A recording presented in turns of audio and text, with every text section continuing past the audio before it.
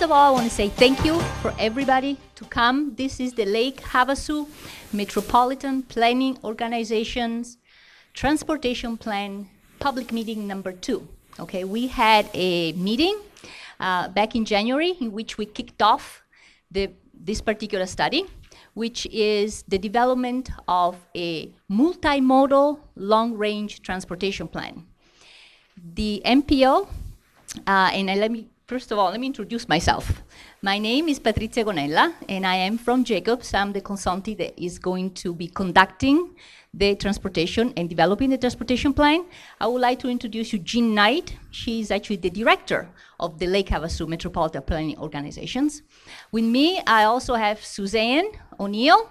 She's right in the back. She's our transit expert, and she's part of our team. And then we have Jeanette up there, the girl that makes everything happen. So all of this is because of her setting everything up. So Jeanette Buckley, thank you for all your hard work. The way of the meeting is going to be the following. I would like to first present to you the information that is actually on the board, so that after we finish the presentation, you all come over. We can go on the board and we can talk some more, but I would like to give you some information about it and some of the background, so that it will be easier also for you to understand what the boards are telling you. So let's go to one of the things that we have to do. How many of you know what a metropolitan planning organization is? 1, 2, 3, 4, 5. Okay. One of the things that we have to understand is what this organization can do and cannot do. It is tasked to do planning for an area that encompasses the entire city of Lake Havasu City and portion of the county. The boundary, it's right there, the dashed boundary. That is the boundary of the metropolitan planning organizations. And as you can see, it leads the transportation planning process, the transportation policies, but it does not build anything, okay? Metropolitan planning organization does not build anything. It plans, and then it can get funding, and then the cities and the county will build whatever are the improvements that are going to be in the plan. On the next one. Okay, why is the plan needed? I'm going to start with the bottom one. Money. In order to obtain state and federal funds, special state and federal funds, you need to justify to the feds and to the state why you need it. Otherwise, everybody say, hey, I want a 6-lane road here, 3 there, I want 5 new bridges. Well, you have to compete. Yuma has to compete, Prescott has to compete, everybody has to compete. So the first thing that needs to be done to be able to get funding is to be able to have a plan. And you justify the plan, and then you get in the queue, okay, and try to obtain the federal funding. So that is really one of the most important things. But more importantly, regionally, you need to also be able to have mobility with your neighbors. You have Parker, you have Kingman, and you have other locations around. So regionally, you also have to be able to be in contact with one another. Make sure that you have the ability to move from one location to another. So regionally comprehensive framework. We need to improve safety. That's another important thing. Safety is extremely important. There is a lot of funding in safety from the federal government. If we can justify safety improvements, that's one of the things that can be done in the study. The other thing, hopefully, if we have a very reliable transportation system, we could have economic growth. If you do not have a reliable transportation system, then that doesn't happen. So these are some of the major reasons why we need to have a plan. Next one. Okay. A lot of people say, well, what are we going to get out of this study? So I just put it right on the board for you, okay? What the study will do for you and what it will not do for you. It will identify current and future deficiency. So we are going to try to project based on the general land use plans, and actually the city of Lake Havasu just had one that was conducted. So you have a general land use plan. Based on what the general land use plan says is going to happen, how is that going to impact your roadways? That's very important to know. So we're going to find what the current and the future deficiencies are. We will provide multimodal transportations recommendations, which mean it's not just going to be roadway, it's going to be roadway, it's going to be bike, it's going to be pet, it's going to be transit. Okay, we're going to do multimodal. We will identify for you what the funding sources are, but we will not give you the money because we don't have it, but we can tell you where you can get the money. And we will provide the MPO with an implementation plan. So we're going to identify which one are the most critical issues currently, and we were going to say within 5 years, these are some of the improvement that needs to be done within the 10 years frame and within the 25 years frame. So that's an implementation plan that we have for you. The one thing that this plan will not do, it will not, unfortunately, be able to do instantaneous solutions for you. Everything takes time, and planning actually is the first thing, takes some time.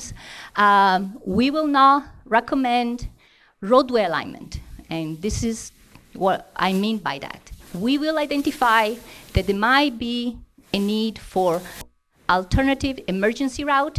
If anything happens to 95, for instance, there might be a need for an emergency alternative route. We're just going to say there is a need, but we're not going to draw an exact line where it's going to be, because that's another study. We will just say we need one, but there is going to be a specific study that is going to only address that particular concern. We will not provide the funding, and we will not do a detailed environmental assessment. What we will do is we do an environmental overview, which means that, for instance, if we say there is the need for an emergency alternative route, we will look at locations where there are environmental concerns, and we're going to say stay away from there. If wherever you're going to put a route, if you need one, stay away from all these locations because these are environmentally sensitive. So we will identify locations, but we will not do a detailed environmental analysis, okay? Okay, purpose of this meeting. What we're here today, we had, as I said, we had a meeting in January to just kick off and let you know that the study started. We collected a lot of data. We talked to stakeholders, and we talked to our technical advisory committee, and we tried to identify what the major concerns are. So now we're here. I'm going to show you what we have found, and now we're here to say and ask you, do you concur? Do you agree? Do you have additional ones that we are not aware of? This is your time for you to come and tell us, because if you don't tell us, we cannot address the concerns, okay? So that's really what the purpose of this particular meeting is. We will also present the future conditions.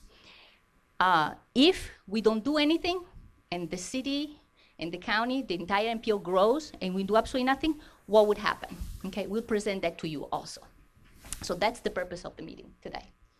Let's go to the next one. Okay, the planning process. I'm just going to go over really briefly on how that is conducted. Okay, so the first thing that we did, and we came here in January, we presented what the goals and objectives are, and I'm going to tell you actually the results of that. I'm going to show you, because a lot of you sent in what your comments were. I summarized it, and I'm going to show you what everybody that participated said about what the goals and objectives are. Then we did a lot of the data collections, so that's done. We determined the current and future conditions, and that's what we're here to present to you today. And okay, and then we have to identify the needs and deficiencies. We will present what we found so far, but we're here especially to hear from you. And that's what, there you go, that's where we are. Once we have identified the needs and deficiencies, there are 2 more steps we have to go through. Based on your input and the technical analysis, we're going to identify a set of improvements. Once we have those sets of improvements, we're going to go back to the stakeholder and see what they think about it. We're going to come back to you and ask you what you think about it. and then the plan is going to get finalized. So there are 2 more steps, and you have a choice, a chance to actually tell us again what you would like. So the next step is to develop the plan for improvement, and then we need to finalize it. So once we have the plan of improvement, we will come back out, and we will ask you what you think about it. So that's actually the planning process, how it is done. Let's look a little bit at the existing socioeconomic data. So that is from the first board up here, okay? It's up there, but then you'll see just a little bit of the statistics about the area, okay? So we have that the population is about 56,000 people. This is in 20 that we have, and the average household size. Yes. I'm going to interrupt you. We have some empty seats right up here for a lot of you that are standing that would like to have a seat. Oh yeah, that's right. 2 here, 2 there, 1 here, a couple over here. Because if you're like me, I can't stand for an hour. I'll make it shorter. So we have an average house of about 2.2, and we have an employment of about 20,000 people here. The other thing is that we have to understand a little bit of the characteristic of the populations, and we have that the population that's 65 and older is about 27% of the population in Lake Havasu. The disabled populations, it's about 20%, and the population living below the poverty level, it's about 14%. I have the comparison here on the chart, how you compare with the county, the state, and then the MPO, okay? So there are some comparison here. You're not too much on one side, the other one, except for the elderly population. Anybody knows what the mean age is in Lake Havasu? Huh? No, 50. Yeah, you gain 5 years. You gain 5 years, okay? Let's go to the next one. So this is just a little bit of characteristic of populations. Now, let's go to some of the concerns that we have identified. You can see up there are a lot of dots. The red ones, and you will see them here, okay? I just want to tell you what they are. The red ones are fatalities for data that was collected between January 2009 and October 2014. When we started in January, that was the day when we requested all the data, and he said we'll start from that day. And at that time, the October 2014 was the latest data that was available for crash data, okay? So the red dots are where fatalities have occurred in the last 5 years. The yellow area, those are corridors where a lot of crashes are happening, okay? There are a lot of crashes happening there. Then we have some blue little squares and purple square, okay? The blue square are the collision with the pedestrians, and the purple squares are collision with bicyclists. And I say, you can see it much better here. But the major corridors, as I wrote up there, we have 95, of course. It's one of the corridors that has the most number of crashes. We have Palo Verde Boulevard, Mesquite Avenue, Smoke Tree, and Kiowa. Okay, those are some of the corridors that have shown the largest number of accidents. Now, that doesn't mean that that's where all of the fatal accidents occur. There is a large number of them, okay? On the next one, pavement bridge and regional mobility concerns, which is the one right here next to it. That's the next figure here. Most actually of your roadways, as far as pavement is concerned, it looks pretty good because it's green. There are some red dots, and those are primarily on 95, that there is some pavement that need to be maintained. ADOT is aware of that, but we just want to put it out to you. And there are 2 bridges. Okay, now we're talking about bridges here, right? Just not because I wanted to pick on bridges, but it just happened, so we talk about bridges. There are 2 bridges that are functionally obsolete. I'm sure everybody has heard the news. Do you know the difference between functionally obsolete or structurally obsolete? The structurally obsolete, that's the one when the structure, it's not good. The pillars are not keeping up, the structure is not good. Functionally, That means they cannot longer do the function that they're supposed to. Like London Bridge, it's too little. It cannot function as it's supposed to. It's too little, okay? So functionally, absolutely, it's not that the bridge is bad. It just cannot do the job that it's supposed to intentionally have done, okay? So there are two of them, and one is the McCullough Boulevard Underpass on 95 and the London Bridge. So really, as far as bridges is concerned, it's not too bad. We're doing actually pretty good. Pavement also, it's not really that bad for it. Now, for regional mobility instead, click on that. Go to the next. Okay, next one. Regional mobility, okay. There is a lack of north-south connections, okay? Yeah, you can twine, to another one, but there is really nothing that can take you from point A to point B on the north-south. So there are north-south connections issues that we have. The next one is, of course, there's only one road to the island. If something happened there, that's it. Well, there is always the boat. We can take the boat. But still, we need to think about that seriously. Now, the other one is an alternate emergency route to 95. If anything happens on 95 for certain pieces, you can get around with some of the local roadways, but if you cannot really go from one point of 95 from one end of the MPO to the other end of the MPO as a connections. You cannot do that. So that's something that we have to think. I always talk about, emergencies. Sometimes this can also turn into potentially economic growth or issues.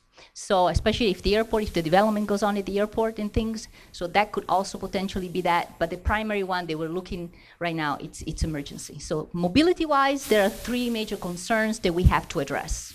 Okay, next one. Multimodal conditions, okay?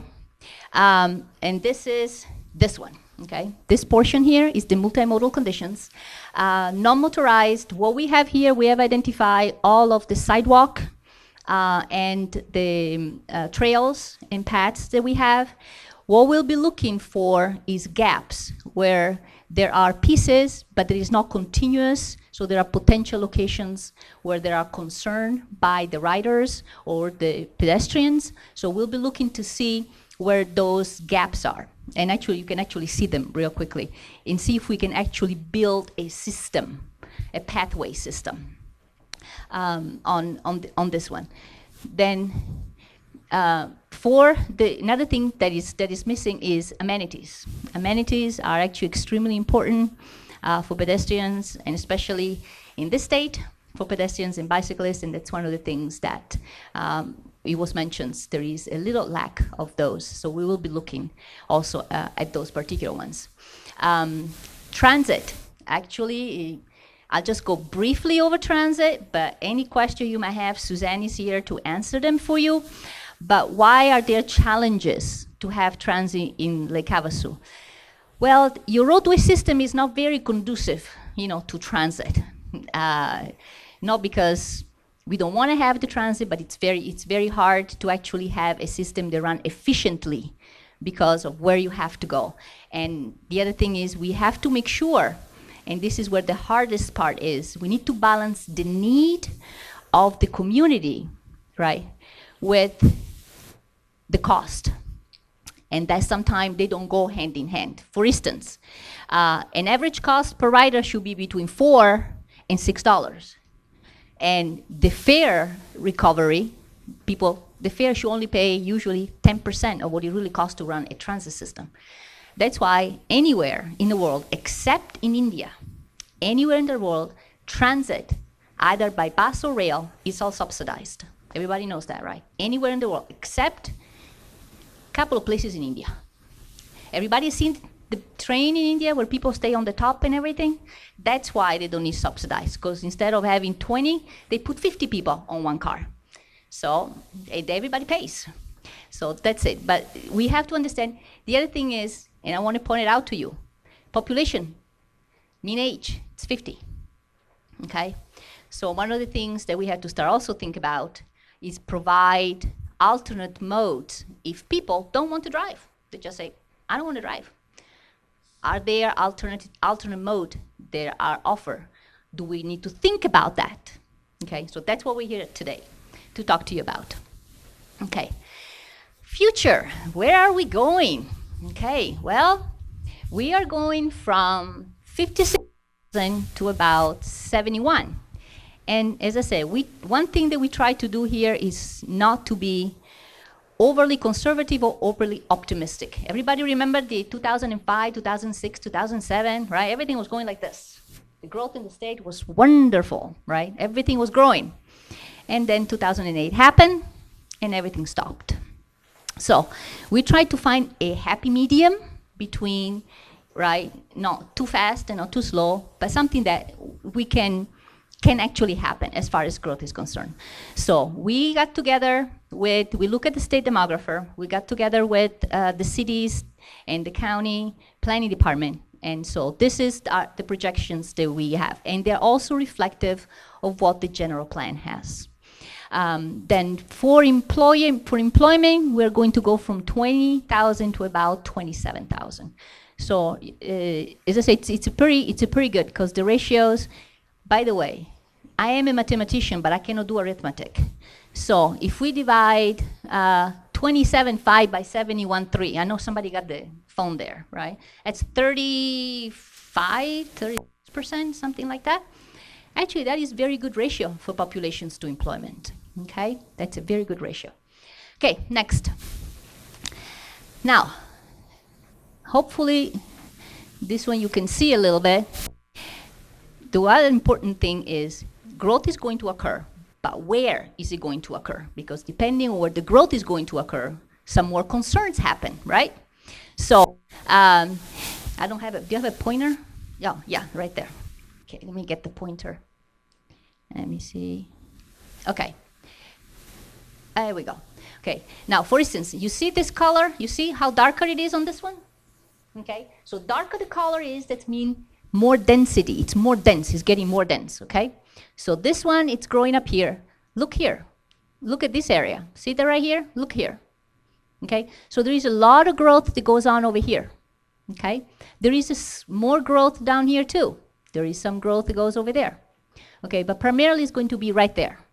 That's where the growth is going to occur. And as I said, we should have turned probably the lights down. They could see it better. But this is where it's going to happen. Okay, this is where some of the growth is here, but it's primarily here. This is where it's going to happen. So it's nice to also, once we say the growth occur, we would like to tell you where it's expected to grow. So this is where the distribution. Based on this growth and the employment growth, let's go to the next one. What is going to happen? Okay, so let me go over the first, which is this one, and then I'm going to go over the second one. Okay, first. Okay, the first one, the colors, you will see this one. You see probably better over here. But there is a light yellow, okay? Light yellow, those are all areas where there is medium congestion. Then there is going to be a darker, on this one only, there is going to be a darker yellow because some of the stakeholder and the tech member says, living here, we think that this corridor actually need to be included, okay? Because the first analysis that we did was just technical analysis based on how many cars there are, the type of roads, and how many cars you can put on the road, okay? That was one thing. So then I say, well, a lot of time when we look and we talk about how is the service of a road, it is very subjective how people interpret the service of a road. Because, for instance, if people are accustomed in large metro area, they used to be stuck in traffic, and they say, well, it's the way it is, right? Okay, there are people instead, more in the rural area, that they would like to go with the flow and don't have a car in front of them, but a little further out. You know, but if they have to change the light once or twice, they say, oh, this is a congested intersections. Some other people, they're accustomed to a different type of traffic. They say, well, I know I gotta wait 5 times before I go to change it of the light, and that's the way things are. So, so we had to do the technical first, which takes kind of that away a little bit, but then we had to also get reality, because reality is what people perceive their traffic is on the road that they drive every day. So For these first ones, there are going to be two. One is the yellow one, then there is a thicker yellow, and then there is a red. And the red, it means there is high congestion, okay? For the future, unfortunately, I look at the crystal ball, but nobody jumped out at me and tell me what they think is going to be extremely congested in 2040.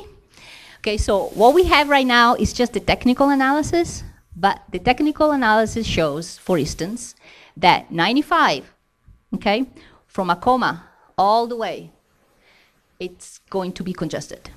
Okay, so from up there to all the way down here. Right now, it's only here. Right now, it's only here. But in the future, it's going to go from there all the way down. Okay? And this is just the technical analysis that is telling us that. And then there are some other ones. So there is one that actually popped out actually was the bridge. That one technically, London Bridge 2040 doesn't work the way it is. So we got to really think about that one. And then there are some other ones. So there is increased congestions that need to be addressed. And we are here to hear from you what some of the concerns are on how we need to address some of these. Go to the next one. So remember I said we came in January, okay? And in January, we said, these are the goals, these are some example, and these are the goals actually that the tech and the stakeholder would like to ask the public, do they concur? Do they not concur? Because the plan needs to reflect whatever improvement we're going to have. We need to make sure that the improvement will preserve, make safe, and improve the utilizations of the existing system. So whatever improvement we have, we need to go back to the goals, and we have to say, do the improvement meet the goals? So if you click on it, okay, let's see what happened. Okay, those three, everybody said, very important. We want those three. This is very important. So preserve, make safe, plan and design and implement a coordinated transportation plan, and involve the public. Make sure that we're all here to talk to you. So I'm very actually happy to see everybody here today. You asked, there it goes. And it's there. The next, okay, this one, they said it was important, but secondary, and then the last one, it was somewhat important. So there were a lot of study done. You can take a look at it, but let's take a look at something else too, okay?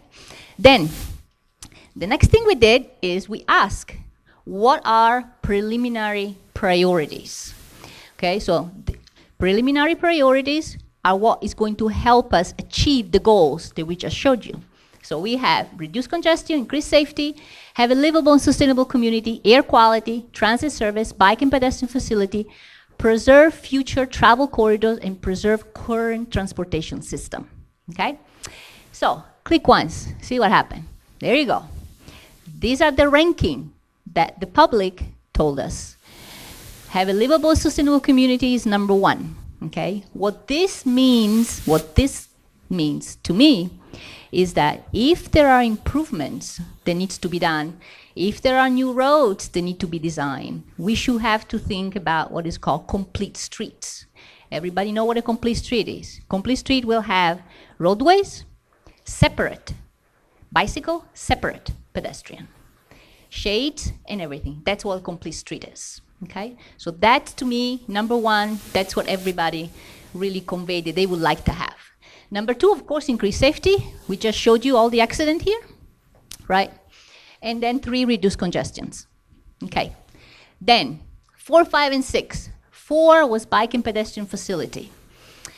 5 was preserve future travel corridor. A lot of times, sometimes it's hard to understand, but it's extremely valuable to understand, to preserve the corridor, because it costs a lot less now than it will cost 20 years when you need it.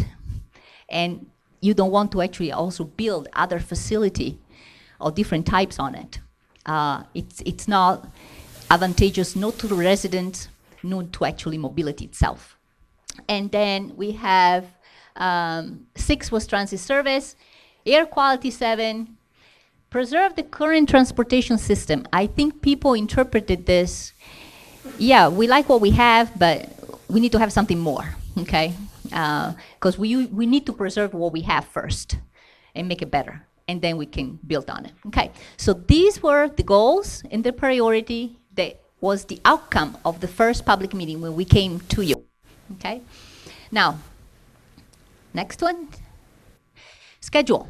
We are here today, which is meeting in in July. January, first meeting, we had the deficiency done in May. We are here to present the deficiencies to you. We are going to try to have the draft plan or the improvements by September, so we will be back in October with the plan for improvement for you to comment on. And we would like to have the plan completed by December of 2015. So how can you click? How can you participate? Jean is here. Nat is there. Your comment card, there is all the information. You can mail, email, you can scan. By the way, we will place all of the boards and also your handout on the Lake Havasu website right there. Okay, we will place it so you can download as many as you want and fill out as many as you want. I did have a date there, and I would like to receive them by the 15th of August, if it's possible, so that I can, because we need to start looking at improvements, and I would like to see what the public is saying, what we should consider. Okay, so I'll have those. Question, but first, thank you. By the way, I also take answers, okay? Not just questions. I also take answers, because it's very important to also take those, okay? A lot of time people only say questions. No. First of all, thank you. Thank you very much for coming.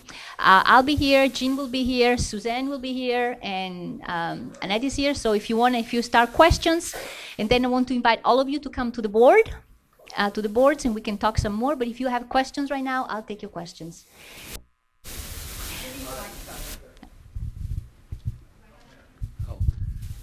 I'd like to know about. No, it doesn't work? Okay. Okay, sorry. You have to go over there because you need to record it. Okay.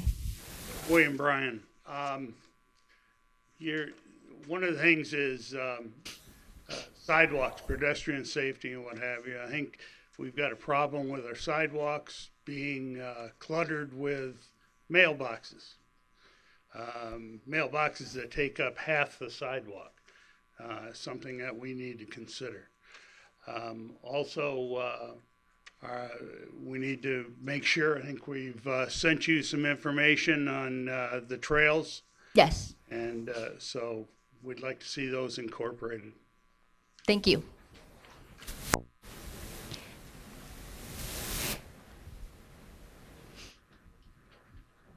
John Masden. How many people here are bikers? Raise your hand. I've got a stack of petitions back there as well. We need to have working bike paths, trails, and lanes in Lake Havasu City. We've done some of this on our own. Right now we've got a shoulder that's swept quarterly. I know I just shredded a tire Saturday. We also got to get these things signed, marked.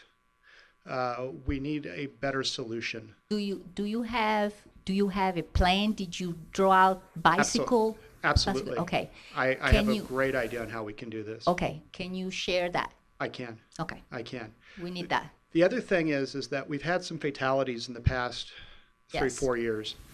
And one of the things I think that we can do, and I don't know how far into the MPO this is, but we have an old highway north of here that ADOT has abandoned. It's in disrepair, but I think it's a good candidate to put a blade to and maybe 10 foot of pavement across and build a place where we can have hiking, biking, equestrian type things go up there, all sorts of non-motorized. When we start talking about doing long range bicycling, you've got to get, say you're going to do a century ride, you've got to get about 80 miles a couple weeks out on a century ride. And the only way that we've been able to do that is to go down the highway. And I think that we need to find a solution where we can do that. I think it says something about a community that has that type of a thought process. We host triathlons. We host mountain bike races. We host events that involve bicycles. And I think the more friendly that we get, the more of those events we can attract, the better it's going to be for Doug over there from the CVB. And I think that utilizing that road might be our best solution to get some of that stuff solved. So. Okay, I just thank you for that, and I just want to make everybody aware there is a study that just kicked off today. Was it today or this week? Today. Okay, there is a study. There is a special study that the DOT is doing on State Route 95 from Yuma to I-40. Okay, the entire stretch coming through Lake Havasu. Okay, coming through Lake Havasu. It kicked off today. It is called a corridor profile study, in which they are going to identify all of the major issues, and it's the entire stretch. So one thing we want to make sure, and Jean actually, she's part of the technical advisory committee for that study. She's the one, and actually she already told them about the issues, bicycles on 95. So I just want you to be aware that there is that study that is just starting. It will take about a year to get done, more or less. And so they are going to address it. Unfortunately, the accident actually happened recently. They're just outside the MPO, although we have one that actually happened inside the MPO years ago. Right. And it's there. We have it marked. And we know that there are the new ones. They're here. They're just outside the boundary. So it is a concern. It's being told to ADOT, and the team that is doing that particular study is also aware of that. And I need to, if I have a chance to talk to you after the meeting, to see how we can exchange informations and things like that, I would like that. Perfect, thank you. Okay. Yes.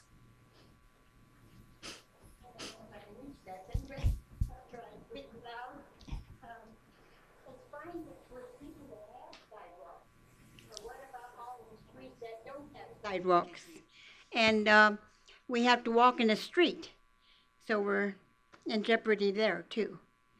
That is something that we will see. There is another study that actually is going on right now, which is called a strategic safety plan. The MPO, I'm not doing that, another company is doing that, but the MPO is actually conducting what is called a strategic safety plan, that they will look at all of the safety issue and come up with a safety plan. One thing that we can do on this study is identify safety as far as geometry of the roads, if there are missing sidewalk and things. But a lot of time, safety has also another aspect. That's the one that we cannot control, which is the behavioral aspect, right? We cannot control that. But there are things that can be done. So Jean, actually, when did that kick off? Okay. She's going to tell you, because it just started also, and you want to be aware. Thank you. We'll check on that.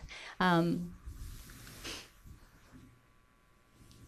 just have a quick question. Where did your population number come from? Is that include the summer visitors? Is that the California visitors, or is that people that are here all year round? Okay. There are the populations. Whenever we do a plan, we cannot do a plan just for the summer or the high season. We need to do it for an average day. So this is the resident populations, as usually we started with the 2010 census, which was in April. Okay, so April, it's a mixed month. So this is a population in April of 2010. This is where we start. That's our baseline, and then we project from there. So that's what it is. On that population, please understand that's not just the city population. Yeah. That's why I pulled our map up here. Yeah. Because we go outside of the city limits, so we have to count that population and the potential growth also. Yeah, you have Horizon 6 here. You have Desert Hill, CDP, Crystal Beach, and all of that. It's part of this. But it is the April. We do, though, when we do traffic projections, we do look at one of the things at the traffic by month. And it does vary by month, okay?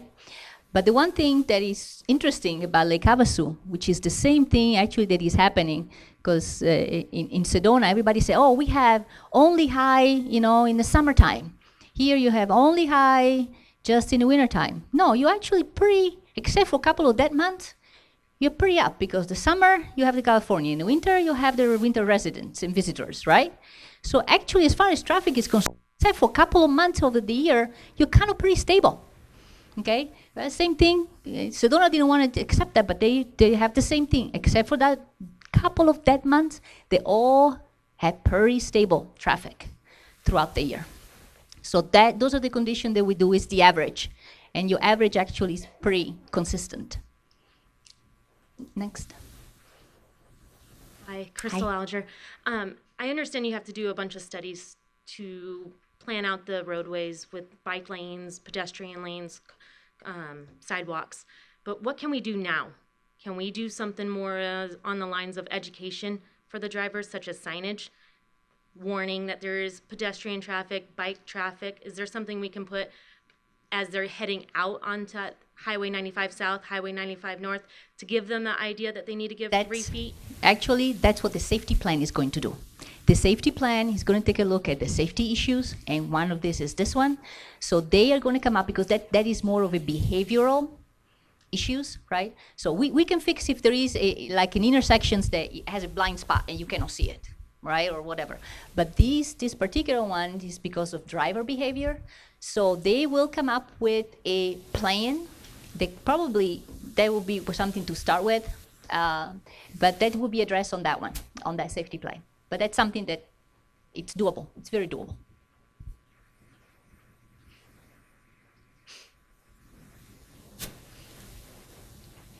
Hi, Mike. On the MPO, I'm just not sure if y'all took in consideration the demographic. Okay, you have the average age of the majority of the people here in town is 50 years old.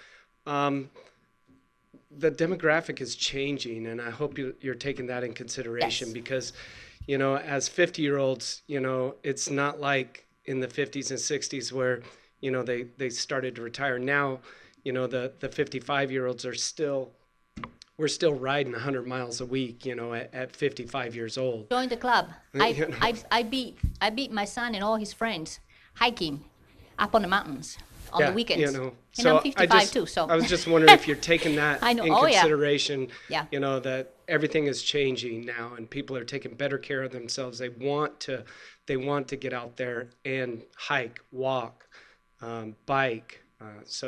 And take all that in consideration. That it's something that when they did the general plan, that's what the general plan does. Okay, and then has it been adopted? No, not yet.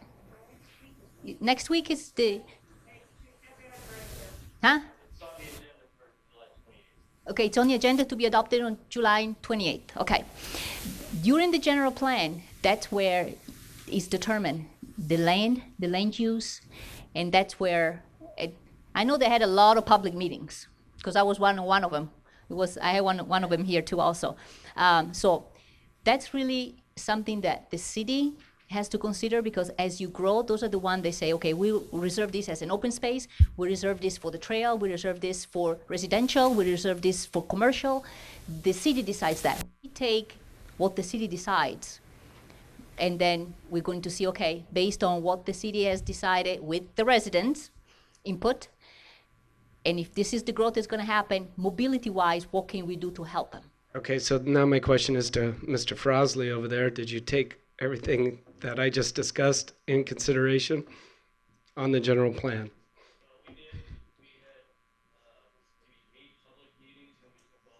Cool. Actually, go ahead.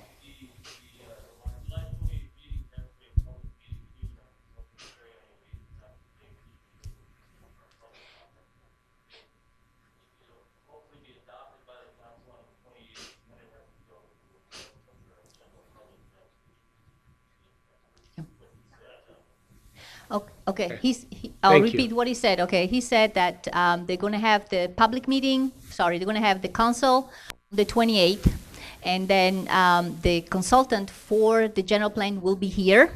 Sorry, I got to repeat it. He's going to be here. Oh, here he comes. Thank you. Yes, the general plan for all intents and purposes is complete.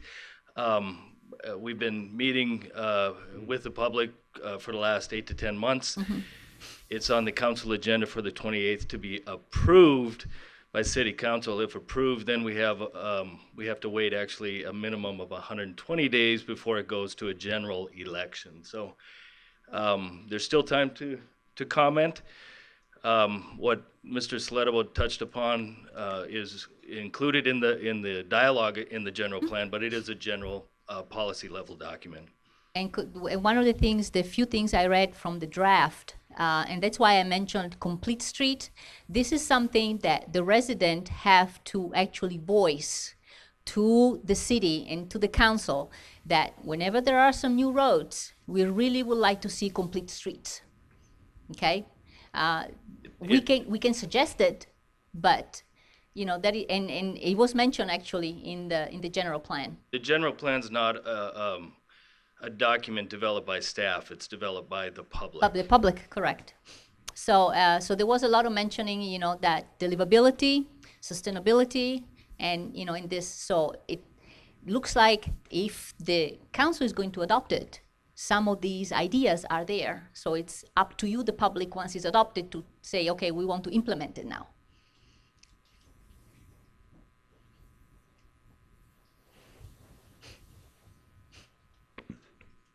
Ralph Bramlett from Lake Havasu City. Been here about 30 years.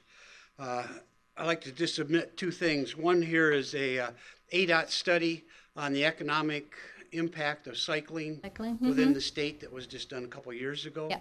So if somebody wants to look at that, it's a 119-page report, and it's very inclusive. Another little thing I just printed off the internet, the economic impact on cycling within the United States. Arizona, $88 million is our impact. Just to go back a little ways, state of Washington, $3.1 billion impact cycling on the state. We're missing the boat. Thank you. That's, we will report that. Okay, any other questions? Yes.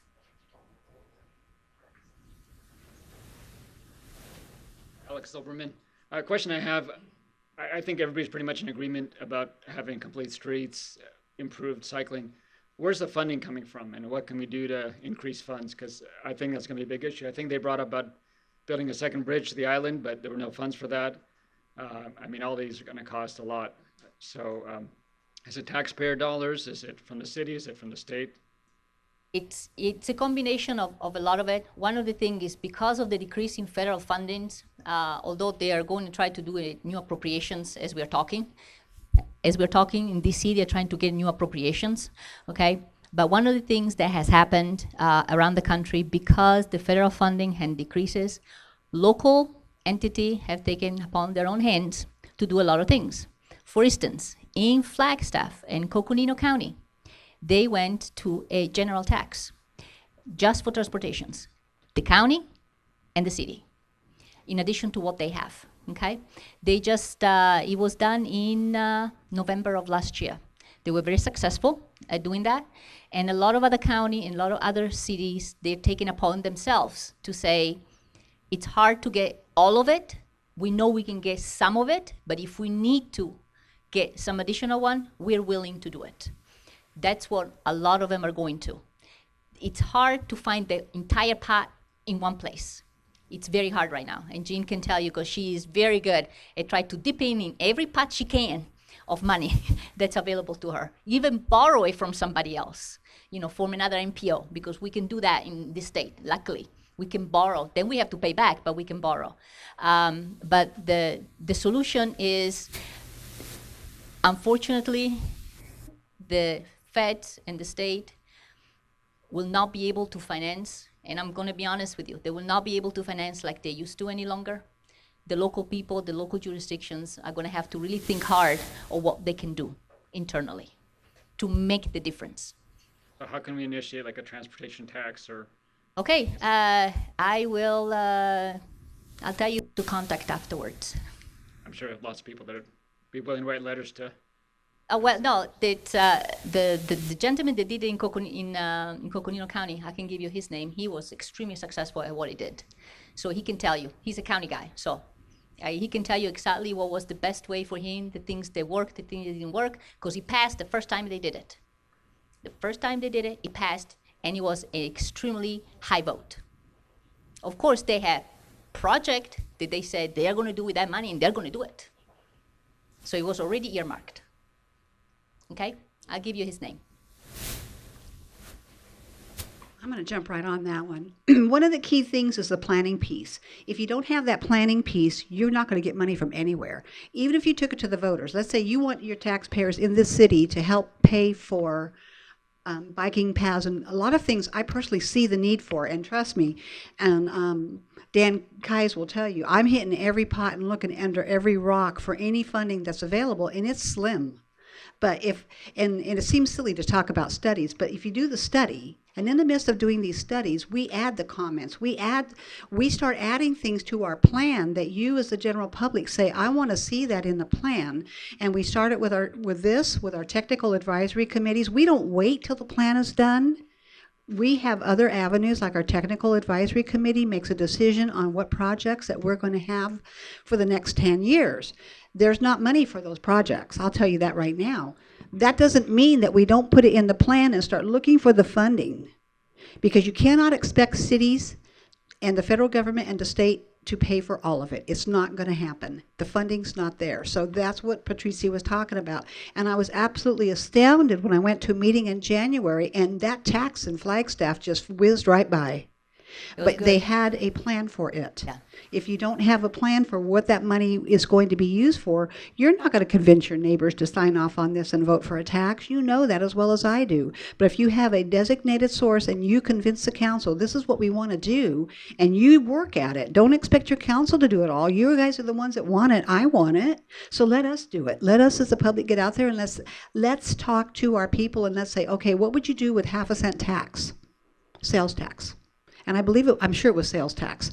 Sales tax hits everybody because not everybody owns a home, but everybody uses a road, everybody uses a path, everybody uses a trail, everybody uses a sidewalk, and they're not paying property taxes.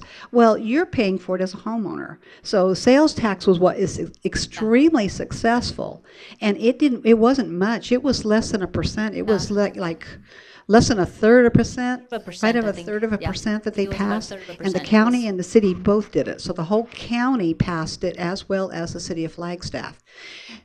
But that doesn't mean I want you all to say, oh, we're just not ever going to get this done. Yes, you can get it done. You can get on our plans. You can visit the technical advisory committee and say, okay, we have a real need here, and this is what we would like to see in the plan.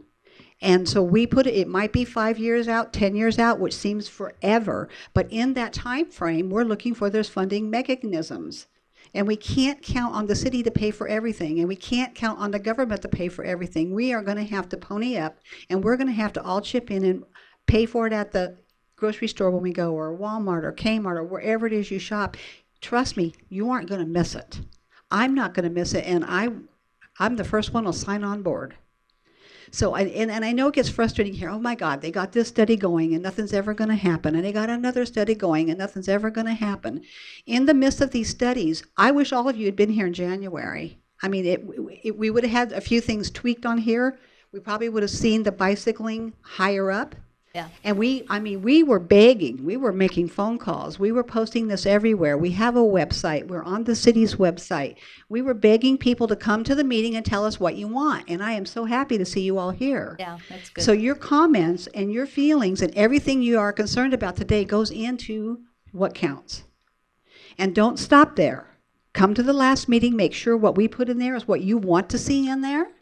If you have the time to attend our technical advisory committee, following that up with our executive board meetings, please do so. Everything's on our website, www.lhmpo.org. On that website has a direct link to myself and to Jeanette. We're a two-man team here, but trust me, we're moving. You know, we're here to do what you want us to do. And I'm looking for different ways to look for funding. And yeah, you know, you talked about the city with the bridge. Well, that is one thing we need. Her map is off a tad, and part of that's just gut. We live here. We know how hard it is to get on and off of that bridge if there's an event. It's scary. So we need to look at alternate things. That's my job. It's not the city's job to go out there and try to always figure out all the solutions. They have an MPO. I can't find the money, but I can find the path. I can't apply for the money, but I can find the path. That's my job. So I hope that helps explain it a little bit. And don't get frustrated with all these studies. There's a real important aspect to these studies. Dan and I talked a couple weeks ago, trail study. Trail study is not just trails, guys. It's multi-use, it's many-faceted. And so, yep, I'm digging under rocks to help Dan to update his study. That's what I do. I'm not always successful at it, but that's what I do. And I'm here to listen to you all. Come on up, Mary. Any questions on that? So don't get frustrated with all the studies. They serve a purpose. Thank you, Jean. Jean helped me work on a grant from State Parks, and I guess I'm so excited that you guys are talking about how to get the funding, because I never thought I could get a grant for a trail for Horizon 6, because we had never tried that before. But with a lot of help from everybody and Friends of the Fair, we are in the final stages of getting that grant. And what started it was I went in January to a workshop in Phoenix for State Parks about the grants. And now I'm going to go in August to Flagstaff for a Fish and Games Heritage Fund grant information. So if we get all the information of how to apply for it, I mean, it sounds like it's a miracle to get that funding, but it can be done. We just have to work at it. And then I'm really excited about the Coconino one, because actually I just drove from Williams, and we are right butted up to Cataract Lake, and that was millions of dollars was spent on that park from that tax fund from and it's a minimal percentage of 1%. And they did designate Cataract Lake as one of the places. And I walk in there. It's like in my backyard now. Okay. So I'm just really excited. There is funding available. And I don't think we can wait for somebody just to hand us the money. So I'm hoping everybody starts doing research and we all jump on the bandwagon. Thanks, Mary. And also keep in mind, the city has designated people that do the grant writing. But she's got a full job, guys. That's what, I mean, I don't know all the funding mechanisms, and Mary kind of got me going. She goes, can you help me? Well, I, years ago, took grant writing classes, because you really learn a lot, and if you're interested, you see something and you go and you say, okay, I'm going to take that back to Dan. Maybe because Dan's got a big job too. So it's all right. We don't get offended when you tell us, hey, guess what? Did you know about this one? And I say, wow, I didn't. So anyway. I wanted to thank you ladies for doing what you've done. I did come to the January meeting. Yes. And I'm a little involved in transportation. I'm the chairman of the Mojave County Transportation Committee. But I wanted to let the bicyclers know we did get grant funding, and we're going to have a bike path from Chenoweth all the way to the highway. So with a little bit of working with the county and the state, we are going to improve that area. Maybe we can get the city to put a little bit of bike path from there all the way to the south. So that's kind of nice, and you know that too. Yeah, we need to talk about that one, actually. All right, thank you. Thank you, ladies, for all the hard work you've done. So there are a lot of things that are kind of happening, and as I said, it would be nice if I can just have the money and give it to you and other jurisdictions that I went to. Unfortunately, the money's kind of hidden there. It's kind of there. They're not huge part, but if you add one piece, sometimes you come up with all of it. But unless you have a plan, then you cannot get the funds, because the first thing the grant is going to say, what is this for? So you got to have something. If you have an established and adopted plan, that also takes priority over somebody saying, I would like to have something there, but nothing approved. But if you have a plan that has been established, been adopted, and it was verified, yes, this is needed, then you get much more leverage to get the funds. That's what the plan is.